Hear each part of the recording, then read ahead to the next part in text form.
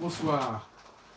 Nous sommes le mercredi 14 janvier 2015, il est 23h30 et je voudrais vous parler d'une réflexion qui m'a été inspirée par Gérard Pommier dans Qu'est-ce que le réel? À savoir que, en fait, il y a un parallèle entre Abraham sacrifiant son fils et Dieu sacrifiant son fils. Et d'ailleurs, c'est intéressant parce que je n'avais pas pensé à ce parallèle qui, effectivement, n'est pas évident, mais c'est vrai que ça vaut la peine d'y penser. Le sacrifice que Dieu... Alors évidemment, on ne peut pas dire que Dieu sacrifie son fils à Dieu, mais néanmoins, il y a le Père et le Fils dans les deux cas. Et donc, il y a une analogie qui ne peut pas être fortuite et qui relativise d'une certaine manière le récit évangélique. Hein? Je rappelle que l'islam aussi s'intéresse à ce sacrifice du Père.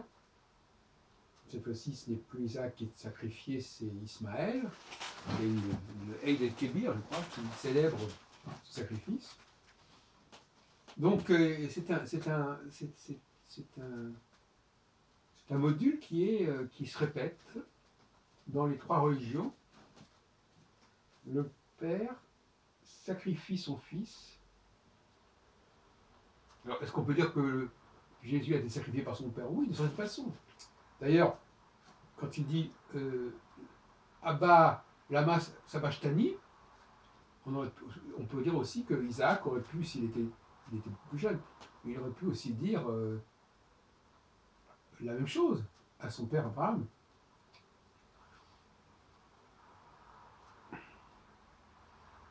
Donc, nous avons là des parallèles qui m'intéressent de manière générale. Ce genre de parallèle, c'est assez fascinant. Qu'est-ce que ça signifie que le père sacrifie son fils? Qu'est-ce que ça peut vouloir dire? D'ailleurs, cette image est moins célébrée chez les juifs que chez les musulmans, cette image de la Kedat Yisraël, le sacrifice d'Isaac. Il se trouve qu'en l'occurrence, si le sacrifice d'Isaac n'a pas lieu, parce qu'il est remplacé par un animal, le sacrifice de Jésus, lui, aurait eu lieu réellement. Et il n'est pas sacrifié il n'est pas remplacé par un animal, qui pourrait être l'agneau qui vient remplacer Jésus. Donc là, il y a une autre... pourquoi est-ce qu'au dernier moment, le Père ne... Vous n'entendez pas, parce que lui-même est Dieu, donc il ne peut pas être à la fois... il ne peut pas être des deux côtés de la barrière. Il ne peut pas à la fois être celui à qui on sacrifie et celui qui sacrifie. Il y a donc une ambiguïté du Père, là, qui est assez intéressante. Et qu'on retrouve d'ailleurs chez Leibniz, d'une certaine façon. Et d'une manière générale, de toute cette notion de choix. Qu'est-ce que c'est que ce Dieu qui choisit entre tous les mondes possibles, alors que c'est lui-même qui a créé tous ces mondes possibles? Qu'est-ce que c'est que ce Dieu qui sacrifie son Fils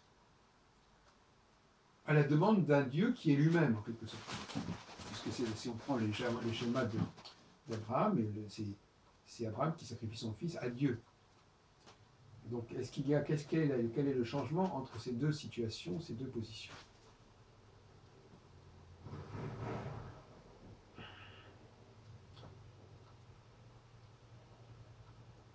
Il y a en tout cas un calque quelque part qui se produit ici.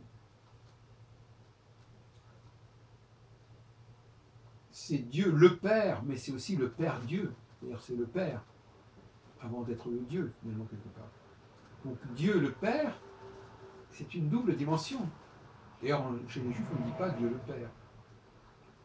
Donc Dieu le Père, c'est Dieu le Père, C'est-à-dire qu'il est à la fois Dieu et Père. Et en tant que Père, il sacrifie son Fils. Et en tant que Dieu, donc si vous voulez, c'est comme si l'image du Père et de l'image de Dieu s'était télescopée en un seul et même personnage. Et comme si l'image du Fils et l'image de l'animal le remplaçant s'étaient également télescopées en un seul et même personnage. Jésus étant à la fois le Fils du Père et à la fois l'animal sacrifié, venant à la place du Fils du Père. Bon, ça me paraît assez cohérent sur le plan formel.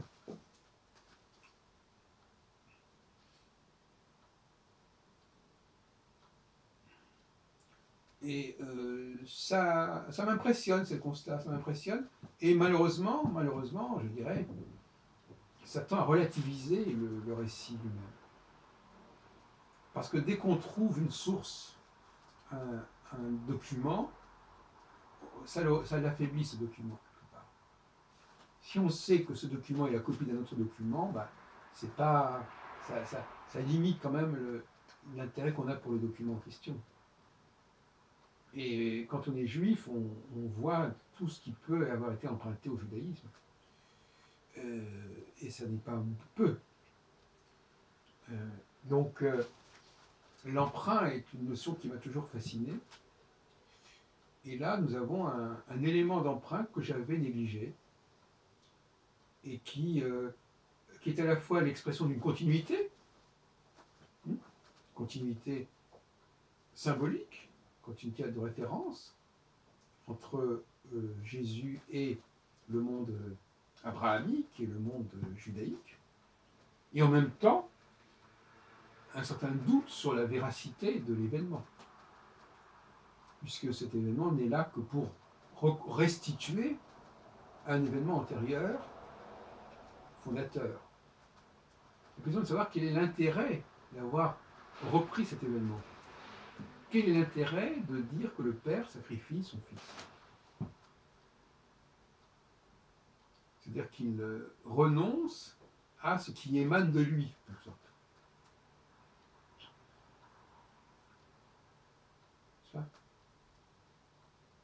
Et ça, c'est quelque chose de remarquable. Renoncer à sa propre progéniture, sacrifier sa propre progéniture. Il ne s'agit plus du tout d'un animal extérieur, il s'agit de sa propre progéniture, ce qui est issu de soi-même et qui est sacrifié en quelque sorte.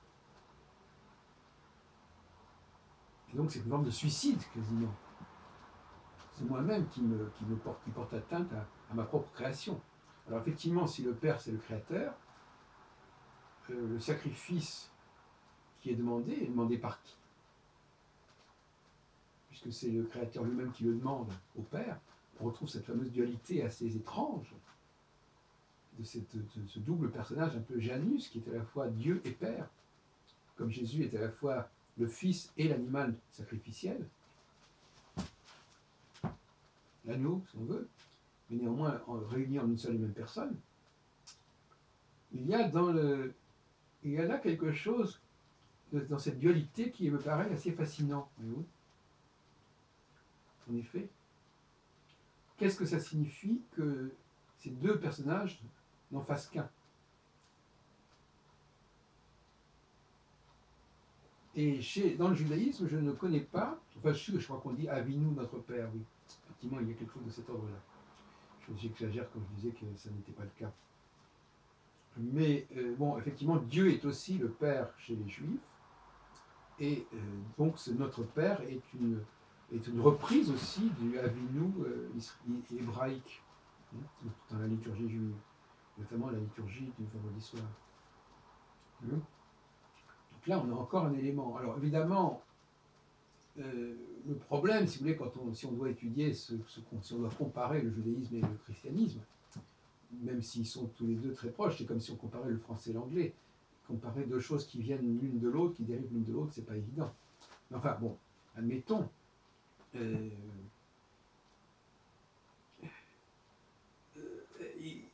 Il n'y a pas cette idée chez les Juifs, chez les chrétiens, d'un Dieu qui choisit un peuple parmi d'autres.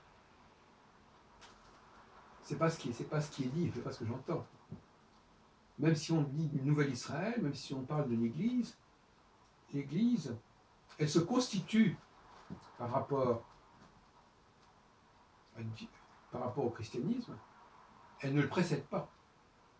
Alors que le peuple juif, lui, il précède le choix de Dieu, l'élection. Il n'existe pas parce qu'il est élu. Il est élu parce qu'il existe. Et parce qu'il faut qu'il existe et qu'il préexiste. Je t'ai choisi, j'ai choisi Israël parmi les autres peuples. Comme d'ailleurs, à un autre moment, il est dit, on a choisi Dieu parmi les autres dieux. Dans la Bible, dans le livre de prière. Et donc là, il y a un choix. Mais est-ce qu'on retrouve cette notion de choix dans le christianisme? On le retrouve sous la forme, parce qu'effectivement, on pourrait dire que le peuple juif a été choisi par Dieu, ça a été sa grâce, comme diraient les protestants. C'est-à-dire qu'il l'a été sans l'avoir mérité.